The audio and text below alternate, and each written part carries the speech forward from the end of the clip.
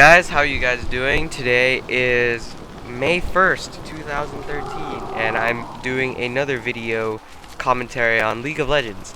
In this clip, or game I should say, we are doing 4v5. The situation is our Renekton disconnected, and we are left with just 4 players. Myself, my mid friend Vortek, my jungler Shaco, and a random player which we picked up, Janna. So the 3 of us, the Ezreal, Ziggs, and Shaco, we are all pre-made, and we decided to play a full game. We decided to play a full game without surrendering. Turns out that if I do manage to farm enough with this new Ezreal poke build, I can turn around team fights. But Shaco and Ziggs were also the people that assisted me greatly during this time. Now, the thing that I want to tell you is that 4v5 will not always shift in your favor. If you look at their team comp, it's actually pretty strong. They have a really powerful Thresh Fly, very good initiation. Just on those 2 alone, if they manage to land 1 hook or 1 ulti properly, the Thresh Fly combo would just decimate you. On top of that, they also have a Lee Sin and Caitlyn. Lee Sin and Caitlyn have long range, and Lee Sin is also a kicker. He can literally reposition targets. And they also have a Brand, which does massive damage over the course of team fights. Now, judging by the team, we had to rely a lot on our Ziggs.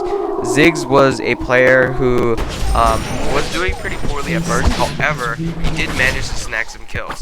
The only issue I find with this 4v5 is that the enemy team had a great chance to win the game, yet they actually chose to throw the game. It was actually really sad to see that the game that was shifting in their favor because it was a 4v5 went down the drain because they made some just some terrible plays. You can't do that. If this were ranked, it's not a rank because we're pre-made. It wasn't a ranked, and if it were a ranked, I would be pretty disappointed. And I would be pretty sad about the Elo loss because we lost to something like that. It's just nope, it's not right. Now, the note here is that the Janna was actually a really disgustingly terrible support. I'm just gonna have to be quite frank with you. She did not know how to properly ward. I kept asking her to ward constantly. She didn't follow my orders. She just refused to follow my commands as the AD carry. She refused to follow commands. She refused to initiate properly. The only time she did manage to ward was when she got a bunch of pings and warded our entire jungle, so we knew where they were. She did that, which was fine, but I'm saying, like, you could have done that earlier. It could have been so much easier to play. I do manage to gain the upper hand early. It's really amazing how this new item set for Ezreal works. I do manage to gain upper hands early, but I do manage to throw them too because not everybody's perfect. I'm not an exceptional Ezreal player, but yeah, throws happen here and there. So yeah. As you may have noticed, I'm updating the thumbnails on each of my videos. I'm actually having a lot of fun doing the partnership program for YouTube is actually really entertaining.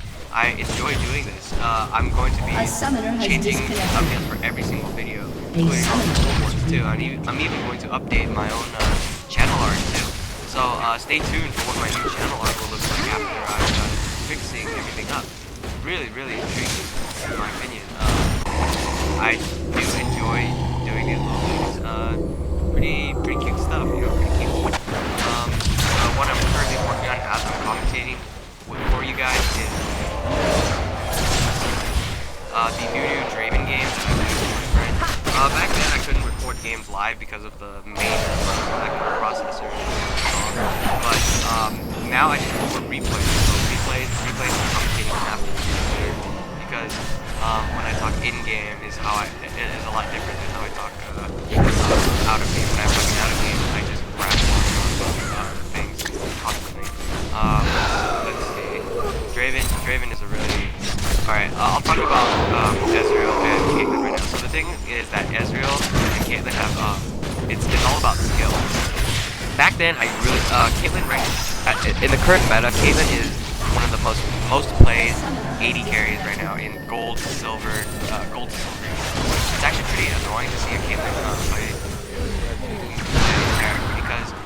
exceptionally long range for Ezreal to get close enough to stun her without having me take a massive amount of harassment damage just for a stun. It's just really not right for that kind of thing to happen. So the thing about Ezreal is that he can also farm from a safe distance away from Caitlyn. And also he's one of the squishiest AD carries aside from Corki, so he also takes a bit of a himself, which is actually pretty yeah, that's also pretty annoying. The reason why I usually don't pick Caitlyn against pick Ezreal against Caitlyn, because I know I'm going to be harassed in such a manner. It's not going to be my forte to play that kind of lane. But there are Caitlyn's out there that have that lower skill level, you know. So because it is a skill-based matchup, there are Caitlyn's that have that kind of level, like their skill level is much lower than the current players. So then you can actually win the lane. And the thing about this, you have to see it late game too. Caitlyn has range, you have damage, but your health is low. The reason why she wins lane against you, the reason why I think she wins lane against you is because you're not able to poke her down, but because you're afraid of the damage that she's able to do to you. So this is very, very true for most players, because they don't usually poke a lot with Ezreal because, you know, oh, gotta conserve mana, which is also true because when you run out of mana, most of back. But you gotta see which one does more damage early, because in my opinion, I prefer to harass with, it depends on your support too, because this Thresh was actually pretty passive, and I was able to, or actually no, it wasn't passive, he actually kept going forward and backward. It's like, dude, what are you doing? Why are you going forward? You took too much harassment. When the support takes too much harassment from a player, that's when you see a chance to zone hard. Janna, however, did not take the chance to zone hard because she's, I do not believe she's an avid support. So she did not zone as hard as I wanted her to zone. And zoning is also a key factor in Ezreal Caitlyn matchup, because playing with the amount of time I play Taric is actually pretty large. I can say that I'm a decently above average Taric player. I know the counters to my support. I know the strengths to my support. I also know the characters that I can beat. A character that I always lose to is Fiona.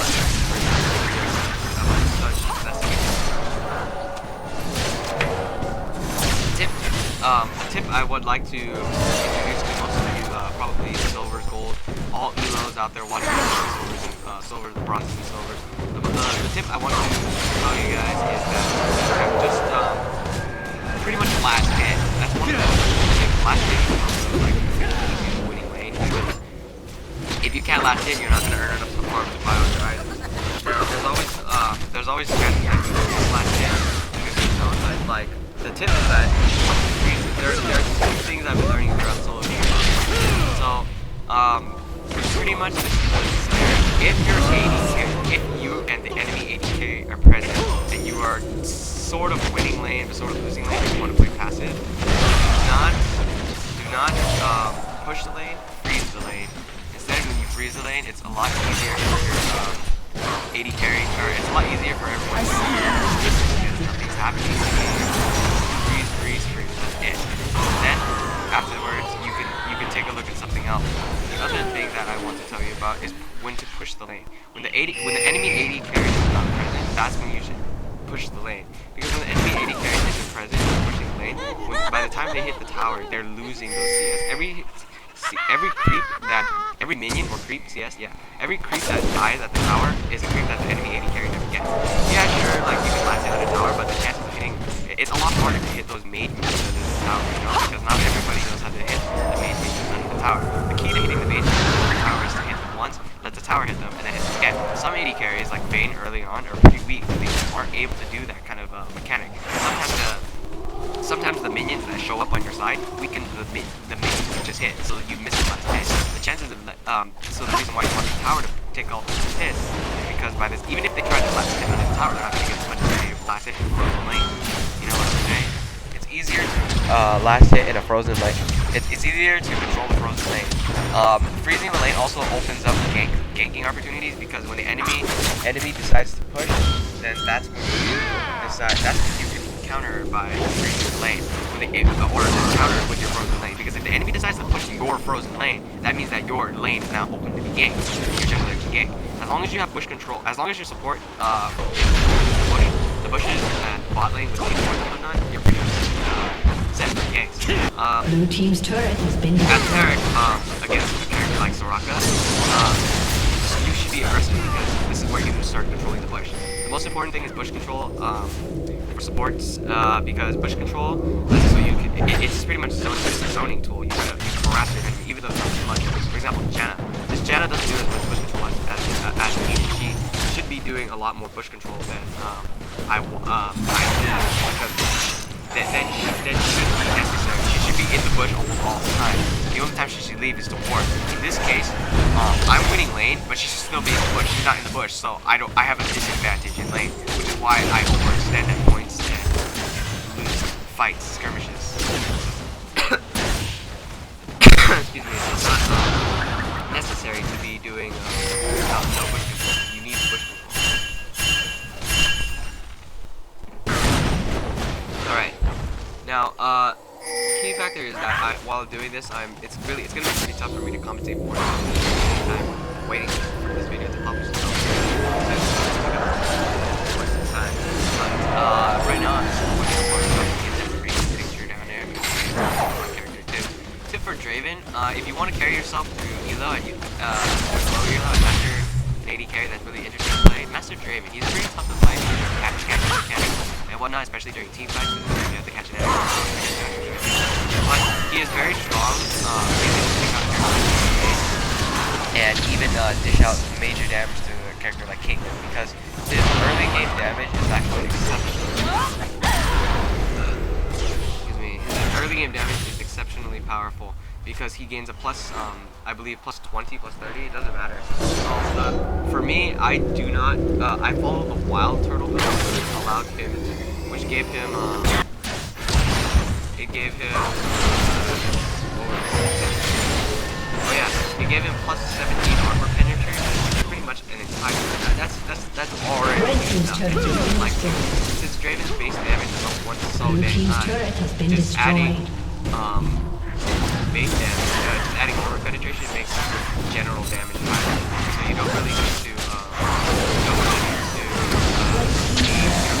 need to build physical damage because the damage is already high.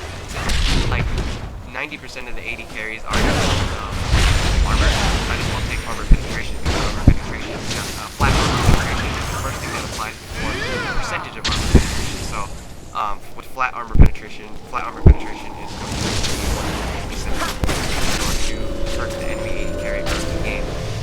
Even though the AP takes late games, also takes some damage with flat armor penetration. An item like Brutalizer, well that's alright. If you want to build that on Draven, you can. But Draven is essentially a poke heavy, farm heavy 80 carry, and playing him takes skill, but you can definitely increase your elo from the lowest levels to the highest levels. At most, gold is where you should stop doing Draven unless you're really confident about his skills. After that, you should transition on to new 80 carries such as the late game carries such as Kog'Maw Vayne, Ashe, Twitch. Those late game carries, in my opinion, are the strongest because if you feed them enough, or even if you don't feed them enough, but they do know how to farm and play passive enough, eventually 80 carries such as those are extremely powerful late game. Twitch especially because he does physical and magical damage at the same time, and he also has an amazing skill set for attacking major like distance. He is a early game champ, which is able to deny the enemy 80 carry. That is very important because denying is also important tool. Other than that, with Vayne, he is commonly physical 80 carry that is supposed to carry late game because of the base damage.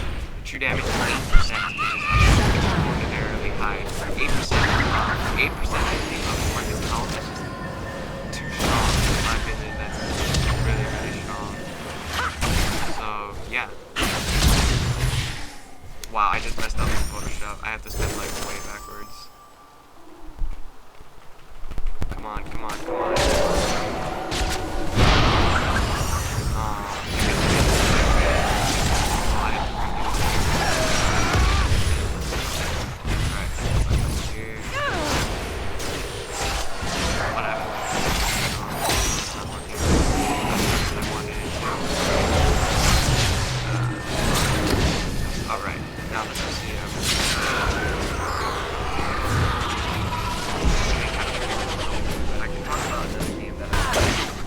It's an old game from the PlayStation 2.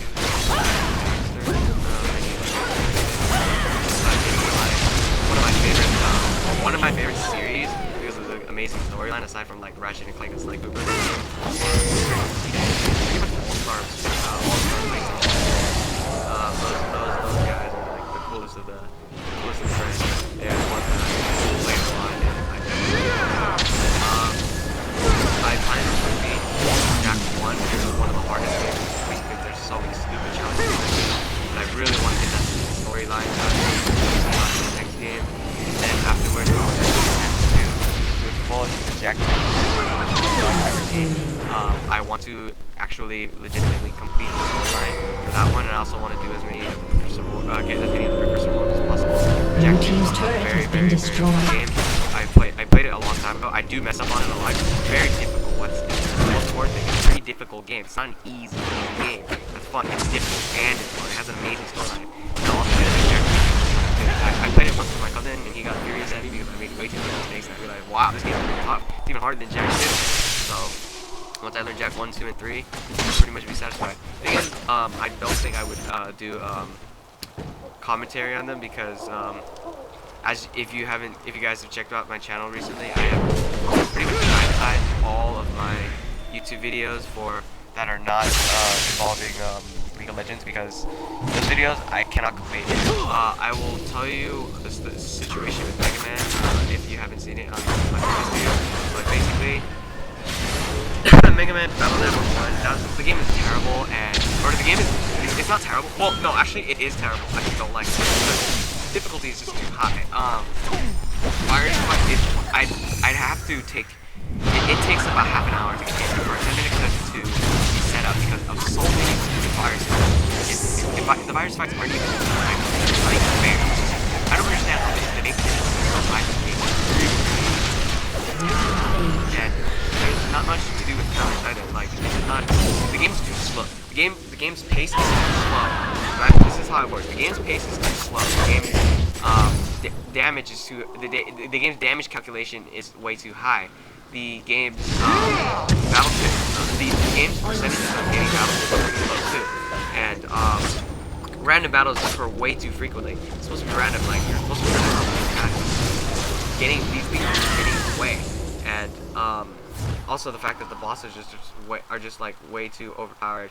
Like they need to take a step down the damage. Like for example, one of the bosses' name is Proto Man. Like in the game, twice, just like 80 damage, per swing, and I only have like 300 health. It's ridiculous how much damage it's giving. At the same time, bosses, like I said, bosses are extremely powerful. Your health is very low, and you can hit recoil and actually be testing too. Because if I was at 5 and 6, I need a simpler damage. You have more health and more damage to be dealt to, but at least the damage is not because of something else. Like when Proto Man swings twice, a hit, rather than in the other games, Proto Man swings twice, only just one of them hits, and you flash and stay in recoil for quite some time. At least that's much better than stupid Battle Network 1. So I'm going to test it because I want to get into it. Even if Dominating. It's difficult and irritating. Bosses like that, characters like that, give them such a high skill level. It's a really, really advanced game. Like it's just like for its time, I guess people were more skilled, like unlike me, but I'm not skilled, but really advanced. It takes up a lot of time in making it skilled because there's like no hits in the game. Like you don't think. It's just nothing about. They give you like no clues on where to go next. You just figure it out on your own. Like I don't understand. Like at least there's guys like even in Battle Network 2, 3, 4, 5, and 6, they give you a small hint like the word rock. Like even that little hint helps me out. Like I can find out like the answer is it's in this rock because it's the word rock. Oh, I found it. Oh, I'm so good. But in here, not a single hint. I don't understand why it's so difficult to give this just a minute. Blue team's turret has been destroyed. But other than that, yeah, I am set on going for Jack and Daxter. I will also. I'm might also be doing. I cannot do a let's play on Jack because that game's gonna take up a lot of time, and I don't have the time to record and edit each and every one of them because I'm not. But shit. It's a really. It's not an irritating game. It's a very intimidating game because I know I'm gonna fail a lot. That's for sure.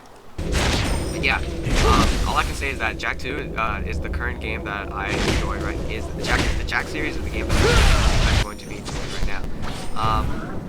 Let's see.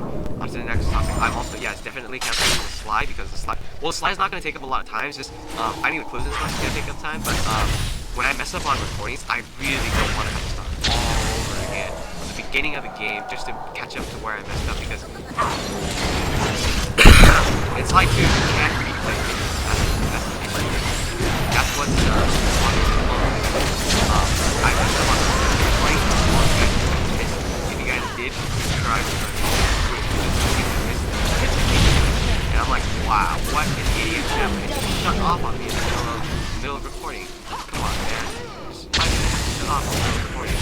So if he doesn't shut off on the recording, I have to stop on it. Because I stopped.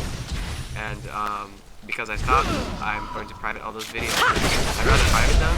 I peeked a lot, but I'm just going to make them private on my channel so that I still have to, I can look back at them and just see, wow, I acted like, in the future, and just say, wow, man, I acted like a retard or something back then.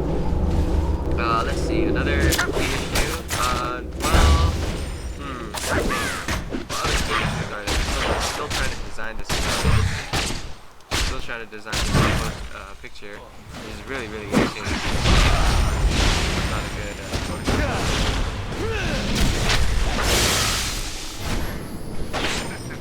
oh yeah, this looks decent, I guess. This looks convincing, I believe. Alright, I gotta make Nunu bigger, of course. Draven and Nunu. Oh yeah, there's synergy about that. Support. How well the support is playing with other ADs. Alright, the most important thing is like that you have to pick the support that does well in lane with the enemy support. For me, Taric is an exceptional support because he's able to play with almost every single AD character because he sets up kills. Most important most frequent AD carries he goes with are Graves, Ezreal, Caitlyn, and Graves. Most of them, in my opinion, that Taric goes well with.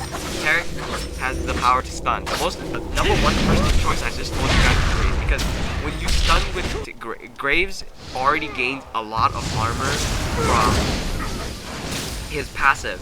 Adding on to the armor with Shatter makes him pretty tanky in lane during fights. He can trade pretty well because of that. With the stun setup, he just dashes in and buckshots. That's a quick sequence of burst damage. And since you have Shatter, that reduces their armor and also your burst. And the closer you are with Graves, when you buckshot, the more damage you'll do. So you're gonna do a ton of damage and win the trade, win the zoning, and win the lane eventually if you have a good Taric. And if the Graves knows how to react to time. That's pretty much one of the best reasons why Graves is exceptionally powerful with Graves. His auto attack is also pretty strong too. Most frequently, Graves and Taric have a lot of stone power if the enemy team cannot do it right. Next up is Ezreal. Is because the reason why Ezreal is strong is because Ezreal has a lot, like similarly to Graves, he has a lot of burst damage. Like all the AD carries have a lot of burst damage with it. You just launch a Mystic Shot as soon as Taric dazzles, and you can also even Arcane Shift in and do a Mystic Shot auto attack, etc., etc. Pretty much his Taric's dazzle is the perfect setup.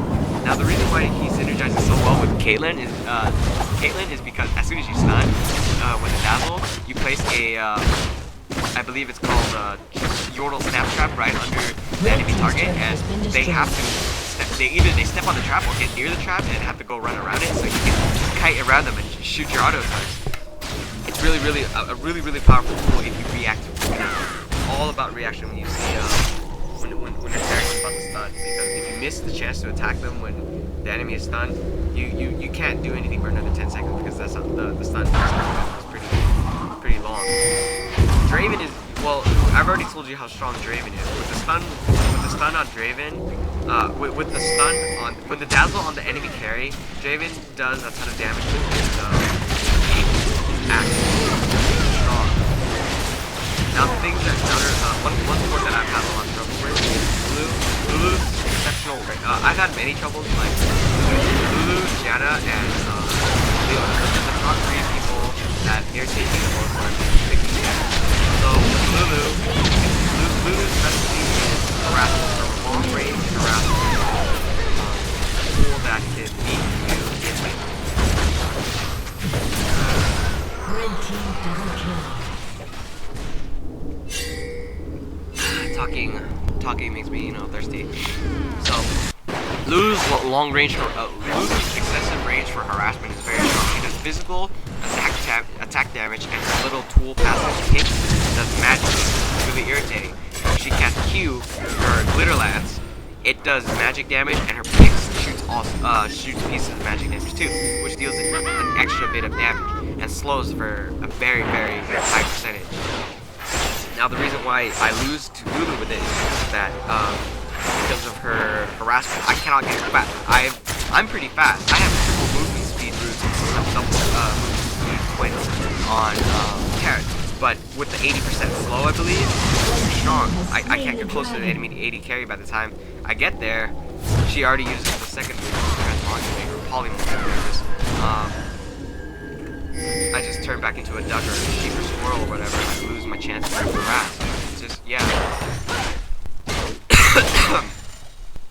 And then we also got how the ultimate works. She pretty much lanes she lanes pretty well against Tarek because of just pretty much her harass. Pushing you back, she does magic damage. More magic damage than physical damage, but I build armor penetration on her so she can do as much damage early as possible on both.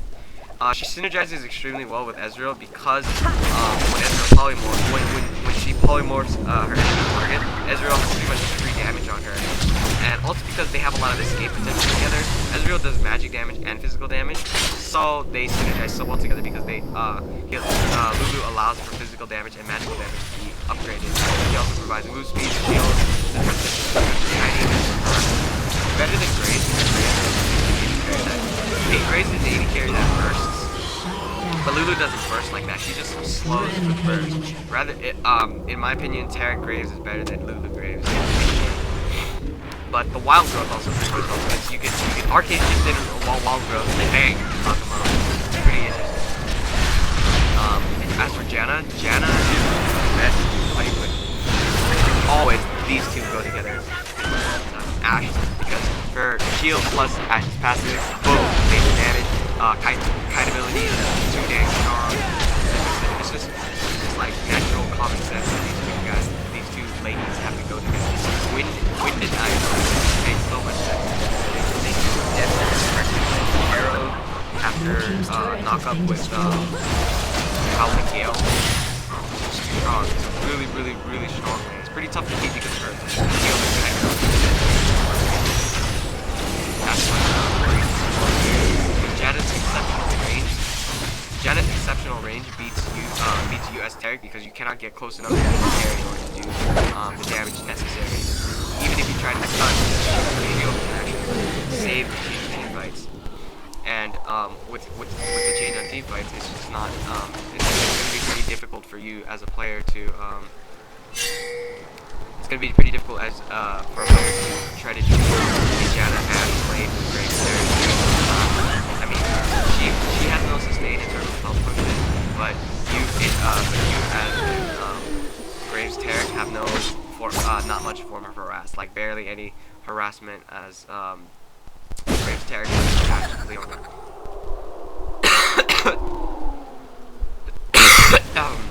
Excuse me. I am getting my throat pretty much sore right now. I still have to talk for another, how long? 15 minutes? Gosh, dang it. Right after this, I'm pretty much going to, I think I don't have much homework to do today, so I think I can just leave and just keep it at, just as far as it is now. Man, I'm tired too from class today as well. Not really an average person, but yeah, I'm gonna be pretty tired. just making this logo is also pretty. Oh man, making this logo is pretty hard too because each thumbnail I had to talk about champions and I would mess up like. Alright, I got it. The Draven. Oops, water fell. The Draven Nunu one is gonna look pretty dumb in my opinion. But the reason why Draven goes well with Nunu is because Draven pretty much needs attack speed with W, and with the Blood Boil active, that's beyond powerful. That is the most powerful tool you have because Draven's axe is always reset his cooldown on his I believe it's called Blood Rush, and Blood Boil is pretty much a second weapon. So together damage, you pretty much have infinite kind of because with Nunu's slows and Draven's massive damage and Blood Boil along with Draven's Blood Rush, together their damage and speed is just unmatchable. In lane, you pretty much I'm not a good Nunu player. I'll have to admit now because I'm a terrible Nunu player. I cannot play Nunu. Say lie. I'm just really Nunu player. Nunu is actually pretty much slow down the team. Nunu is a champion that he is a champion that is really naturally tanky. He gains dual health during laning phase. So if you want to build a tank, you pretty much can build a tank.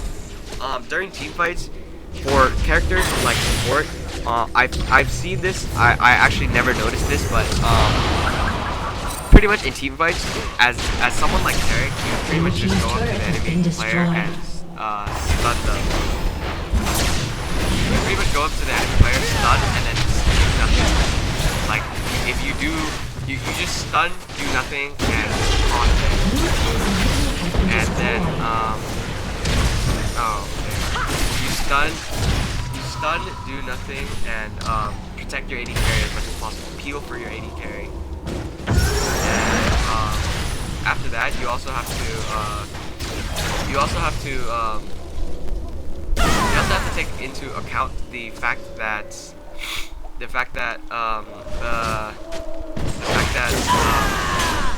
how do I say this? If they come to the AD carry, your stun is down. So you can also save your stun for fights that are really important too. I apologize in advance for those unnecessary sounds. The problem was I was invited to queue in with my friend, so I had to skip my post-game commentary of this video. So back on track. I totally forgot what I was talking about before, and I don't want to listen, so I'll just ramble on about the current game. So a friend invited me to a queue, and we decided to. I decided to practice top. The person was a platinum 5, but he had a really nice gold rank team. So I decided, I really want to join this team. It's pretty solid, pretty good. Every single role is filled except for a solid top laner. So the most important thing that I want to, in order for me to join, the most important thing I have to do is master top. And to do this, I gotta master all the top champions such as Jace, Irelia, Renekton, Malphite, Lee Sin, Nasus, probably Gangplank, Shen, Darius, Teemo, Kale, and Polly. Just master a bunch of these champions top and try to win my way through. We played a game when I was Malphite. I was not doing so well against Darius. Oh no, it wasn't Darius that I was up against. I actually did well against the top. It was Cho'Gath that I was up against. I was doing well. The ganks, they literally did not want me to gank constantly. They didn't want me to keep using teleport to the team. I mean, I did have my advantage early, but overall we lost. Then there comes the second game I played. I just duo queued with, instead of doing more tickets in this game, I just duo queued with the person that was platinum. And we ended up winning that game, even though I felt like a monster. I died 8 times total, and I only got 2 kills. But I did get 14 assists. I have not played for Texas for so long, but the issue is that potions to them at 5 at a time, I've been a little slacking a little with the build. I'm not even sure what to build anymore at level 1. So I just got to and before big thing against Darius because Darius really I leashed our Sejuani for too long, who didn't really gank at all, but since I leashed her for so long, I ended up hitting level 2 second, and I wasn't able to outperform the Darius as well as I should have. Early game we were able to trade well, but all in all, I didn't do so well. I pretty much just wasn't good enough for me, and I lost and failed it. But in order to make up for it, Lysandra and Sejuani, their duo ultimate power destroys, just completely annihilates team fights because of the AoE, freezing them completely, keeping them standing still, and just completely face ranking with other characters. As for the game we played after that, I decided to rank with the Platinum player. I was at 98 League Point, and then we suddenly moved up. So now I am currently at promotional series. I'm prepared to enter from Gold 3 to Gold 2. Right. I'm actually pretty excited for it. I'm excited. But moving from Gold 3 to Gold 2, it's going to be very nice. Moving from Gold 3, getting out of the brackets. Playing with the Platinum 5, get another Platinum 3, and with Gold. So I was actually pretty satisfied with the level of the skill level of people I was playing as.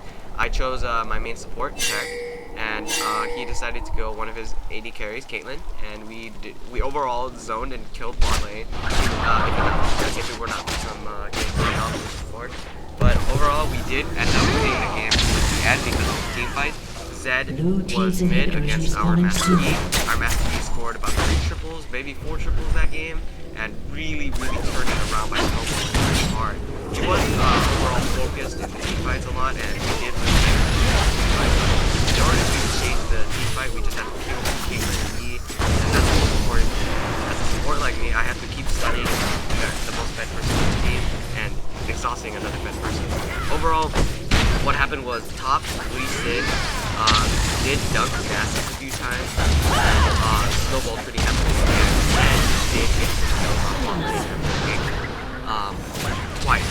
So Zed and Lee Sin were the 8 fed AD, and luckily I'm Tarek, so I provide a little bit of armor to defend the team. Each time Zed came in on our AD carry, excuse me, after ulting the AD carry, Caitlyn, immediately I would follow up with a stun and just try my best to peel. Because as soon as that happened, the team immediately followed like, oh god, we gotta protect the Caitlyn right now. So we were up against Platinum 4 Nautilus, a Gold 1 Ezreal, a Platinum 5 Zed, and let me just check what the other 2 people were. Gold 1 Lee Sin, Gold 1 Thresh. Overall, Thresh and Tarek. Basically, if Thresh pulls you towards the AD, Thresh pulls you as Tarek, you can just reposition yourself and stun the AD carry. That's pretty much how I position myself every time at bot lane. So, another thing I can note to you guys is Master. He's a very powerful mid laner unless he is ignited. Pretty much like anything that can cut off his healing or knock him back will definitely take him out.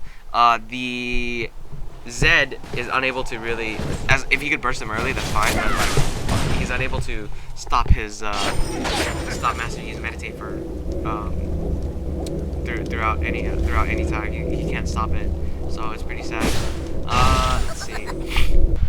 Yeah, pretty much. I only died twice. My score was 1 to 18. Our Caitlyn did pretty well. A lot of damage on Caitlyn. This player is even though I have only played a couple games with him, I'm pretty. He's earned my respect as a player. I will be uploading the replay eventually, just to show you the exact plays I'm speaking of.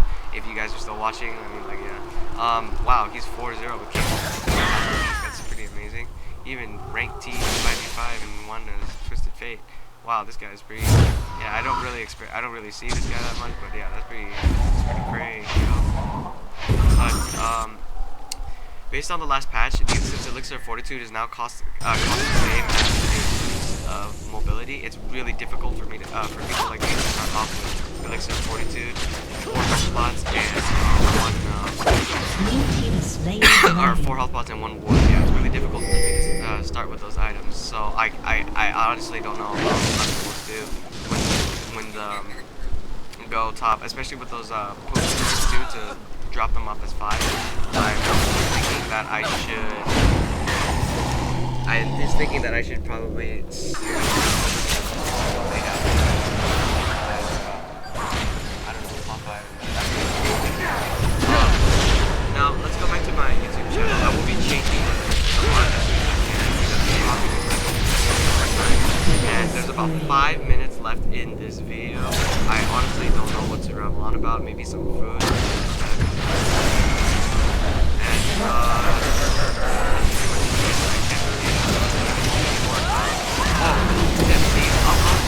I'm gonna take like all night today.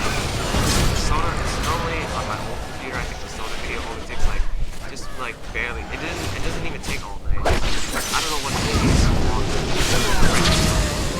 Really long for it to be taking like an hour. It took 7 hours for it to complete successfully last night. I'm like, what the hell, man?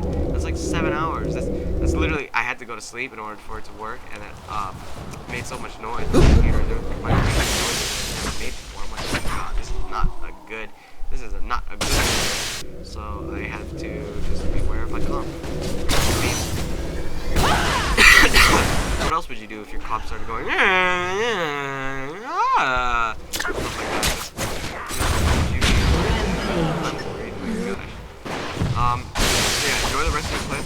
Enjoy our sit around team fights. Enjoy the rest of your day. My name is Next Visions also. We'll see you next time.